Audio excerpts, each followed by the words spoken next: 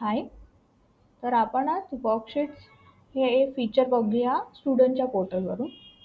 तर इथे नॅव्हिगेशन बारमध्ये खाली स्क्रोल केल्यानंतर तुम्हाला वर्कशीटचं ऑप्शन मिळेल.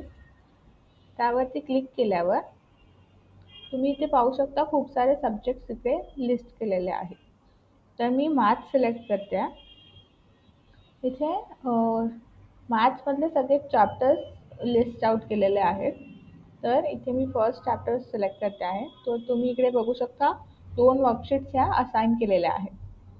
तर याच्यावरती मी एका वर्कशीटचं वर स्टार्ट नाव म्हणून क्लिक करते. तर इथे पाहू शकता जे पण क्वेश्चन्स या वर्कशीटमध्ये आहेत ते इकडे अपिअर होतील. तर मी जस्ट याचे आन्सर्स देते आहे. तुम्हाला इथून रिलेव्हंट क्वेश्चनचा आन्सर सिलेक्ट करायचा आहे.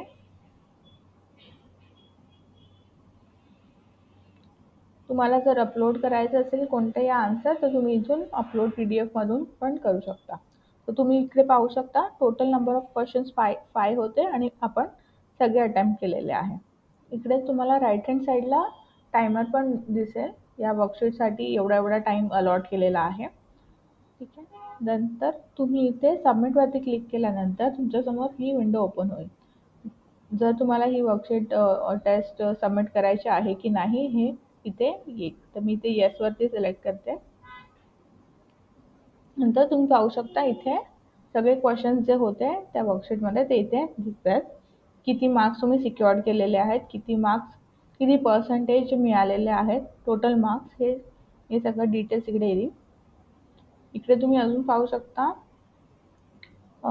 जे क्वेश्चन्स रॉंग आहे, ज्या क्वेश्चनचा आन्सर रॉंग आहे ते रॉंग म्हणजे क्रॉस मार्क होऊन येईल आणि जे क्वेश्चन्स आपण राईटली अटेम्प्ट केलेले आहेत ते असं राईट टिक मार्कने येईल. तुम्ही इथे पाहू शकता की करेक्ट आन्सर, सिलेक्टेड आन्सर आणि त्याचं एक्सप्लेनेशन पण इथे दिलेलं आहे.